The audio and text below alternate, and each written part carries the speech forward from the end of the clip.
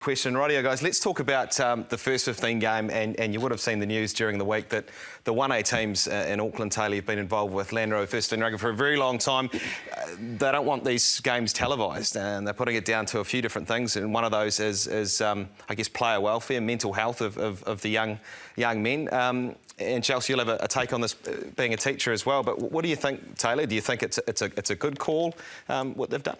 Oh, I think if it's for mental health, then yes, absolutely. But you've got to remember, we only do 5, maybe if that, games of Auckland 1A a year. And look, the thing about the statement is the first thing it says is we're returning to our values for the 2023 season. And if I think of values, televising the game, that's not going to fix any of the values that are kind of misaligned in First 15 1A rugby. The biggest thing is the poaching issue. And if you're going to be serious about values, then you've got to go back to, OK, we're going to sign this thing that we're not going to take from different catchment areas and leave different schools high and dry, because that is one of the biggest issues in 1A rugby. It's the poaching. That's why people are getting upset. So look, if it's not televised, that's okay. There's plenty of other rugby to watch, especially on First 15 around the country. But we got to look at it. If it's really about values, then there's so many other things that also need to be fixed. Yeah, it's an interesting one for me. I mean, I taught as recently as last year at Hamilton Boys High, and I taught there for a few years, St Peter's, St Paul's as well. So I guess as a teacher of these boys, I see the effects that having televised games can have on them, and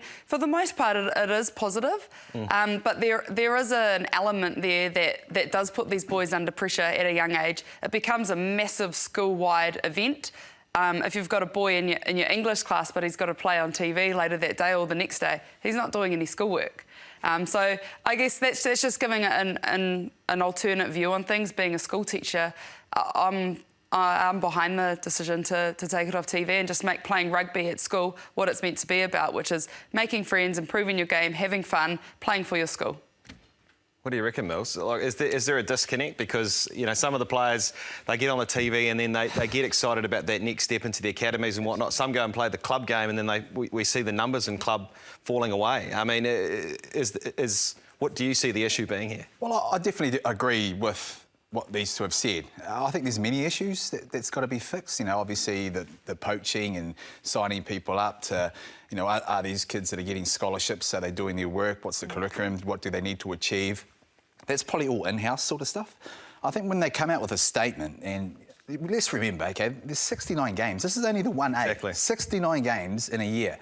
And televised, we've only televised, what, 4 games, maybe 5? And that's right up to the final. That's 5 games out of 69 that's been televised.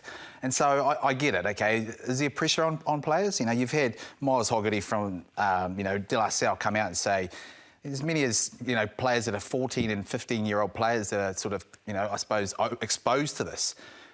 We're talking 1A here, right? I don't think I've ever seen a 14 or 15-year-old since Jonah Lommel days. You're talking about a year 9 or year 10. I mean, if you're old enough like me, that's a 3rd and 4th former. I don't think they've been exposed. And if they are, that's the responsibility, isn't it, of the high school to say, well, why are you actually playing these players? And so I get that. When you come out with stuff like that, and then you've got, you know, Pat Drum, he's come out and said, you know, the 2 things that have come out is the commercialisation and the exposure of this, OK? So then there's no filming, you know, no live streaming. OK, that's all fine, but then they go and live stream their own sort of content. There's exposure on there with sponsorships, and there's all their own sort of crew in terms of, you know, the commentators and things like that. And we've got to remember, I come right back, it's 5 games of the 1A. But they're doing it themselves. There's affluent schools that are streaming games every week that you have to sort of log into and pay. And so they're doing that every week. So what does this all sort of come down to? You know, when you're talking 69 games, but 5, including a final, and you were exposing commercial, 2 things. And it's ironic, really, for me, when you look at it, that, you know, NZA, you're doing a review on you know, high school, you know, rugby.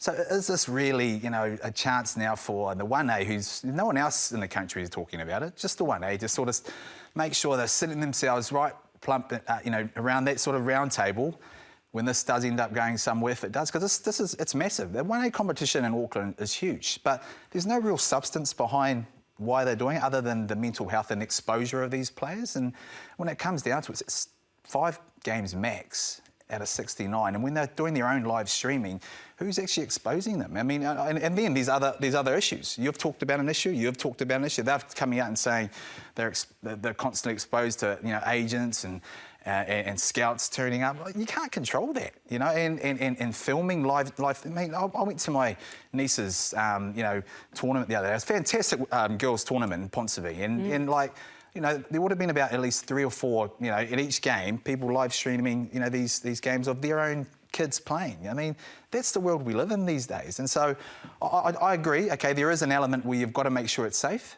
And that's about getting around the round table, or the table at least, and saying, hey, these are our challenges. This is what we've collected from the coaches, the players, you know, the people that want to go out there, first 15 sort of team, and this is what they were saying. They were really concerned. They don't want to be on there, and that's fine. They've just come out and just said, well, nothing. And why only 1A rugby? Yeah. I mean, the streaming in terms of other sports is probably more. There's more exposure in that in terms of the live streaming of other sports than what there is in 1A. So, again, it comes back to my point about that commercialisation and perhaps setting themselves up at a nice place around that round table if it does end up happening. And the most interesting thing as well is Mills and I, both of us, have spoken to Auckland 1A coaches who said they were blindsided by the decision, and none of the principals had spoken to them. So that's 3 different coaches that had said they had zero consultation. And so it is a bit of misalignment, and it is quite interesting that it's come from the top down, and they spoke about, oh, it's for the players, but a lot of those schools didn't actually consult the players themselves. So